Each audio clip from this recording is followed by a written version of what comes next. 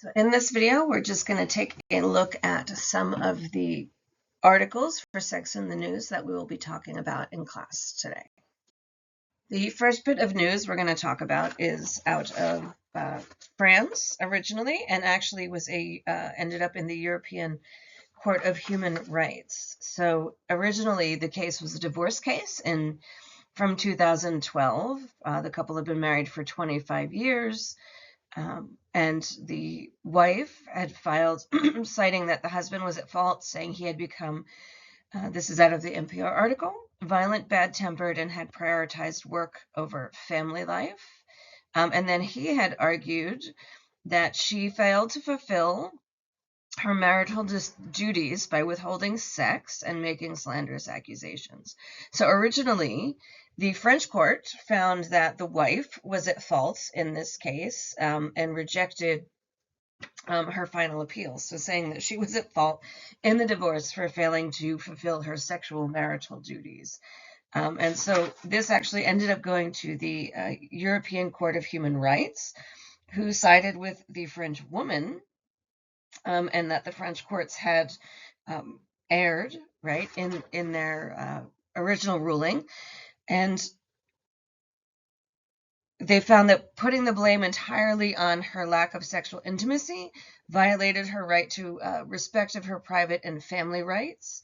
And the court concluded that the very existence of such a marital obligation ran counter to sexual freedom and the right to bodily autonomy. The court said the applicant's husband could have petitioned for divorce, submitting the irretrievable breakdown of the marriage as the principal ground and not as he had done, which was the lack of fulfilling her sexual duties. The next article we're going to talk about came from The Conversation, and this is not so much a news article, but it came out this week, and it's regarding chemsex, which is something in the field that we see a lot and we are called to work with. And so it really just was highlighting the existence of chemsex, by definition, using particular psychoactive substances to enhance and prolong sexual experiences, most frequently practiced by men who have sex with men, but not exclusively, and most frequently with drugs like methamphetamine, mephedrone, ketamine, GHB, things like that. And so the article really just calling to light the potential risks of doing this, right? The physical health impacts, the mental health impacts, the impact of potential substance dependency, as well as the barriers to getting help, stigma and discrimination, and looking at what everyone can do about that. So I brought this up just because chemsex is something that we talk about in the work and something that I teach about, and it was nice to see it highlighted in an article this week. So this article is timely, as this week's class discussion topic or lecture topic is sexual education.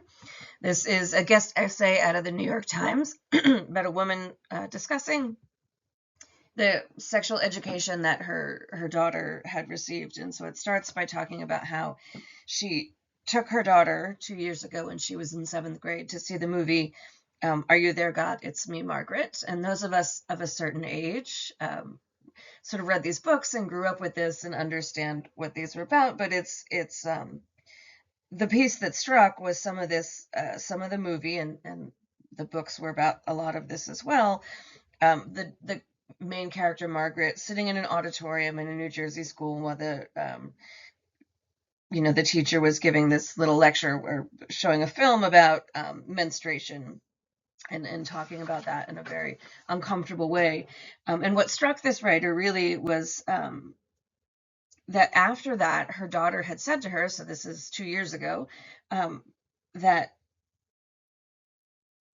after her mother had commented, like, oh, wow, we've come so far since the 1970s, that her daughter had said, well, this is more sex ed than we've gotten, which sent her mother down a good parental bunny hole of looking into this and discussing what sex education she had gotten, and how there had been absolutely nothing about consent. They live in New Jersey, and so it's one of the schools or one of the states where sexual education is mandated. and it is supposed to be taught. Parents can opt their kids out of sexual education, but the schools cannot opt out of teaching it. So she then went to her daughter's school after all of that, and to the principal, and was like, "Hey, what's going on?" And the administration said, well, this is gym teachers, and they're kind of uncomfortable doing that. So there was no sexual education going on in that grade school. It's just an interesting article about, sort of what has changed and what hasn't. This mother's advocacy did get the next year one lecture about reproduction, and from a health teacher, and a lecture about consent from the school counselor, which, while woefully inadequate, is still better than nothing. So this is an interesting case out of Oklahoma. This is a New York Times article, came out on the 21st. So this woman, Brenda Andrew, was convicted in Oklahoma of murdering her husband. Apparently her boyfriend at the time admitted to shooting her husband. He had said he acted alone. There was evidence to believe that Ms. Andrew was part of that, and she had been convicted of that crime and is the only woman in the state of Oklahoma who's currently on death row. And so this was an appeal that went all the way up to the Supreme Court. The issue at hand was that the prosecution, when they were trying her case, elicited testimony about her sexual partners, this is a quote, reaching back 2 decades, about the outfits she wore to dinner and during grocery runs, and about the underwear she packed for vacation, and how often she had sex in the car. So, and they said that in the closing arguments in 2004, the prosecutor dangled her thong underwear before the jury. She had packed that undergarment for a trip to Mexico after her estranged husband was killed. And they dangled that around, saying the grieving widow packs this to run off with her boyfriend. So it was a lot of spectacle and showmanship that had been appealed. The basis of the appeal being that she was not able to get a fair trial because of the sexualization of the focus on her sexual life and her sexual behavior, and things that were completely irrelevant actually to a murder case.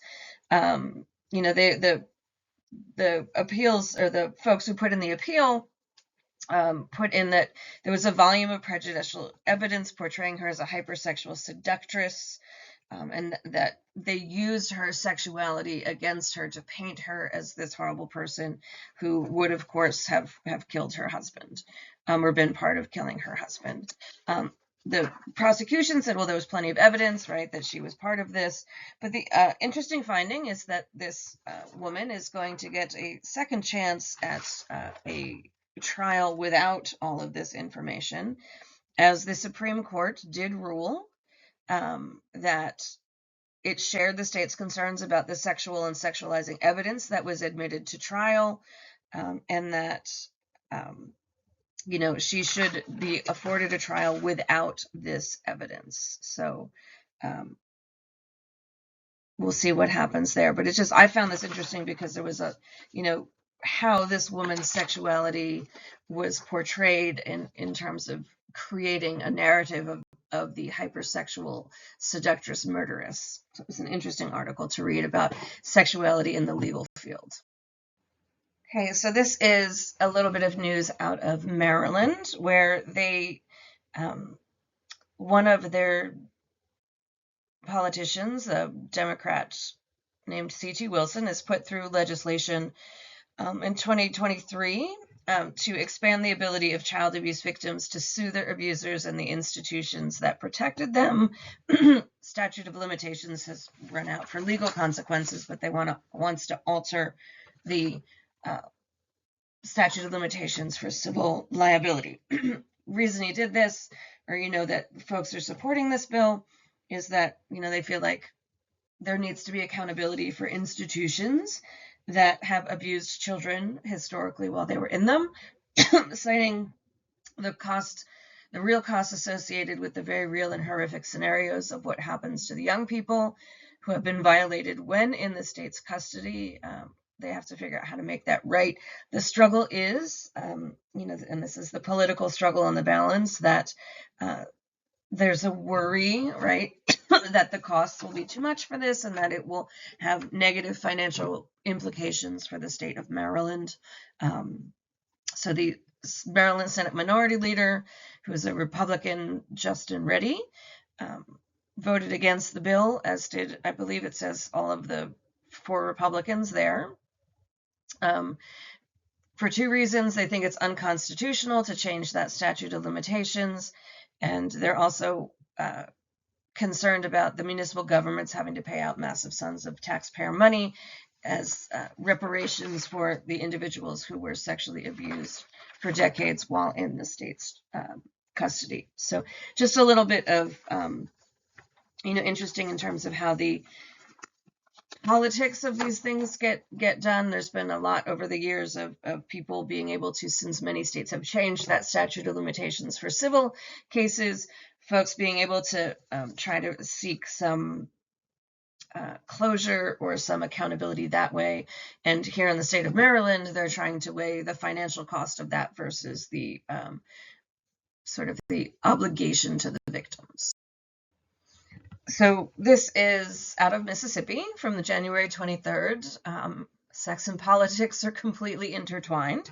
So a Mississippi lawmaker has proposed what she calls the Contraception Begins at Erection bill. And the bill's text reads, "It shall be unlawful for a person to discharge genetic material without intent to fertilize an embryo." And the consequences are fines: $1,000 fine for the first violation, $5,000 for the second, and $10,000 for every violation thereafter. Does not apply to any discharge of genetic material donated or sold to a facility for the purpose of future procedures to fertilize an embryo, so sperm banks or things like that. Introduced by Bradford Blackman. Blackman said the bill's intent is to point out the double standard in legislation, citing you have a male-dominated legislatures in Mississippi and all over the country that pass laws that dictate what a woman can and cannot do with her body. He was saying he was raised by strong parents that preached equality for all. This is again a quote, that when a bill has been filed that would regulate what a man is able to do with his own body in his own home, it suddenly has people in an uproar. I'm trying to figure out when it's okay for the government to dictate what you do in the privacy of your own home. Apparently, it's when the laws regulate men. So obviously, my guess is that this isn't going to pass, but is a statement that this lawmaker is trying to make about laws that regulate women's bodily autonomy.